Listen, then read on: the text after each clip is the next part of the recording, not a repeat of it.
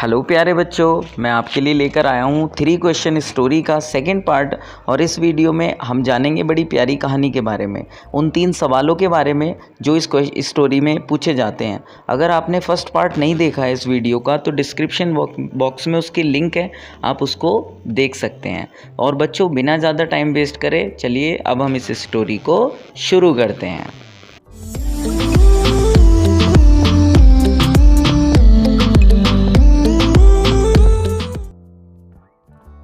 तभी क्या हुआ बच्चों, द किंग टर्न राउंड, राजा वापस पलटे and saw a bearded man running towards them. और उन्होंने देखा कि एक दाढ़ी वाला बियर्डेड मैन उनकी ओर दौड़ा चला आ रहा था।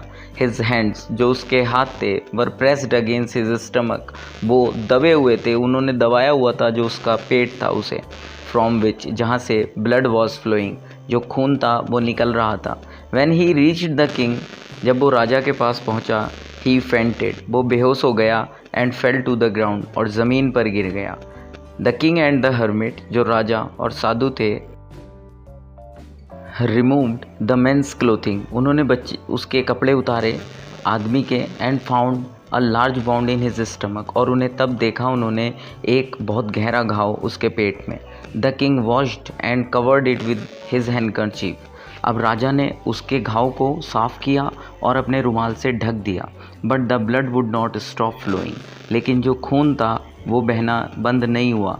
The king redress the wound until at last the bleeding stopped, और राजा तब तक उस बाउंड की, घाव की देखभाल करते रहे जब तक कि वो ब्लीडिंग बंद नहीं हो गई। द मैन फेल्ट बेटर, अब वो इंसान अच्छा फील कर रहा था। And ask for something to drink, और उसने कुछ पीने के लिए मांगा। The king brought fresh water and gave it to him, अब राजा साफ पानी लाए और वो उन्होंने उस इंसान को दिया। बाय दिस टाइम, इस वक्त, the sun had set, sun छिप चुका था, and the air was cool, और जो हवा थी वो बिल्कुल ठंडी थी।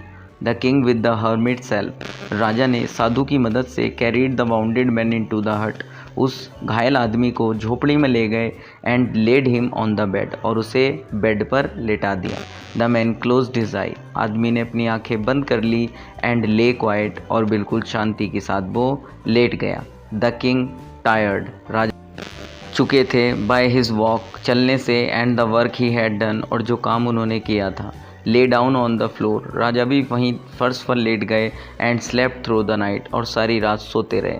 व्हेन ही अवोक, जब वो उठे, it was several minute before he could remember, अभी कुछ ही मिनट पहले उनको ऐसा लगा कि याद था, जैसे कुछ ही मिनटों पहले की बात है। Where he was man lying on, कि वो अभी अभी जैसे यहाँ थे, और वो जो स्ट्रेंज मैन था वो भी बिल्कुल अभी अभी वहाँ पर लेटा था। नाउ फॉरगिव मी, मुझे माफ़ कर दो, सेड द बियर्डेड मैन, उस दाढ़ी वाले आदमी ने कहा, इन अ वीक वॉइस, बड़ी फीबल, बड़ी कमज़ोर आवाज़ में। व्हेन ही सा, जब उसने देखा, that the king was awake, के जो राजा जाग हैं वो जाग गए हैं। I do not know you, मैं तुम्हें नहीं जानता, and have nothing to forgive you for, और ना ही मैं तुम्हें, मेरे पास कुछ ऐसा है जिसके लिए मैं तुम्हें माफ़ करूं। राजा ने कहा, यू डू नॉट नो मी, तुम मुझे नहीं जानते, बट आई नो यू, लेकिन मैं तुम्हें जानता हूँ। I am that enemy of yours, मैं तुम्हारे उन दुश्मनों में से हूँ, हु स्वोर, जिन्होंने कसम खाई थी, रेवेंज ऑन यू, तुमसे बदला लेने के। Because you put my brother to death, क्योंकि तुमने मेरे भाई को मौत की सज़ा दी थी, एंड सीज्ड माई प्रॉपर्टी, और मेरे सारे धन को सीज कर दिया था। I knew you had gone alone to see that hermit, मैं जानता था कि तुम इन साधु से मिलने अकेले आओगे, इसीलिए, and I made up my mind, और मैंने अपना माइंड बनाया, प्लान बनाया, टू किल यू, तुम्हें मारने का, ऑन योर वे होम, जब तुम वापसी में लौटोगे। But the day passed and you did not return, लेकिन सारा दिन गुजर गया और तुम वापस नहीं आए। So I left my hiding place, तो मैंने, जहाँ मैं छुपा था, मैंने उसको छोड़ दिया।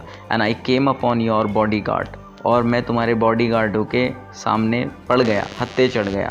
सो I left my who recognized me, जिन्होंने मुझे पहचान लिया, एंड बाउंडेड मी, और मुझे घायल कर दिया।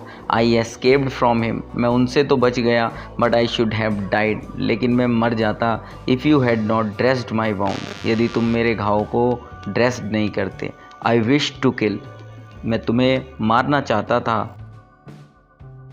And you have saved my life, और वो तुम ही हो जिसने मेरा जीवन बचाया है। Now if I live I will serve you as your most faithful servant, और अगर अब मैं जीऊँगा तो मैं तुम्हारा सबसे वफादार सेवक बनकर ही जीऊँगा। And will order my sons, और अपने बेटों को भी ये ऑर्डर दूंगा, ये आदेश दूंगा, टू डू द सेम, कि वो भी ऐसा ही करें। फॉरगिव मी, मुझे माफ़ कर दो। The king was very happy, राजा बड़े खुश हुए। To have made peace with the enemy so easily, किसी दुश्मन के साथ अपने इतनी आसानी से शांति स्थापित करके। And to have won him over as a friend, और बल्कि उन्होंने उसको जीत भी लिया एक दोस्त के नाते। He not only forgive him, उसने बल्कि उन्हें माफ़ी नहीं किया, but said he would send his servant and his own doctor to look after him, and he promise to give back the man his property.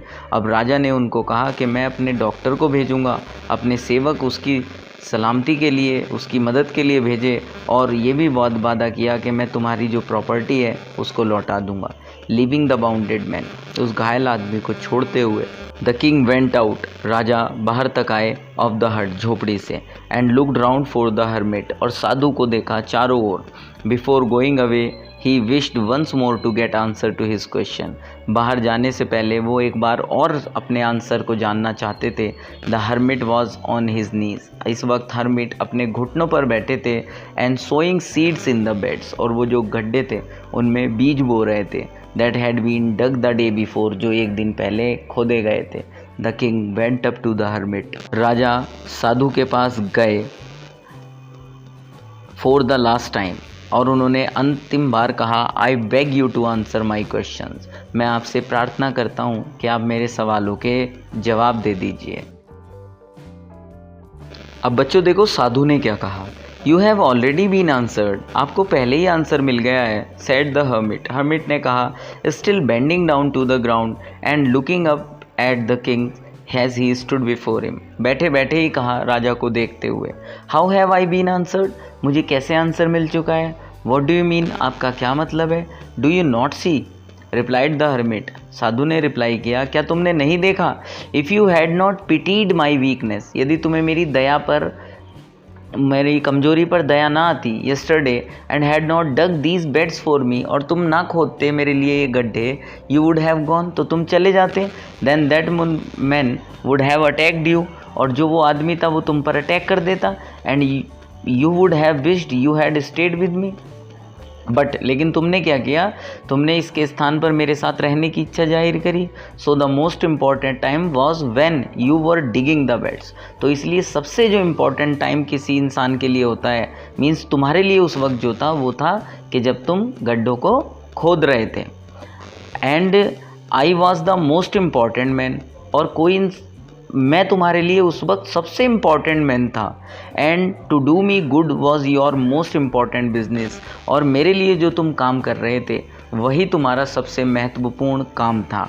And to do me good was your most important business. Afterwards, उसके बाद, when the man ran to us, जब आदमी हमारे पास आया, the most important time was, उस वक्त सबसे कीमती समय था, when you were serving for him, जब तुम उसकी सेवा कर रहे थे। Because if you had not dress the wound, यदि तुम उसके घाव को साफ नहीं करते, हैव डाइड, वो मर जाता। Because without having made peace with you, बिना तुमसे शांति स्थापित किए। So he was the most important man, तो वो तुम्हारे लिए सबसे इम्पॉर्टेंट मैन था उस वक्त। And what you did for him was your most important business, और जो तुमने उसके लिए उस वक्त किया वो तुम्हारा सबसे इम्पॉर्टेंट बिजनेस था। रिमेंबर देन, अब ये याद रखना, there is only one time that is important, कि केवल एक ही वक्त वो इम्पॉर्टेंट होता है। And that time is now, और वो वक्त है अब। It is the most important time, कि जो अब अभी ये वक्त चल रहा है ये सबसे ज़्यादा कीमती होता है। Because it is the only time we have any power to act, क्योंकि यही वो वक्त है जब हमारे पास वो सामर्थ्य होती है किसी एक्ट को करने की, किसी काम को करने की। The most necessary person is the person you are with at a particular moment, और सबसे ज़्यादा कीमती पर्सन तुम्हारे लिए वो होता है जिस वक्त तुम जिसके साथ होते हो।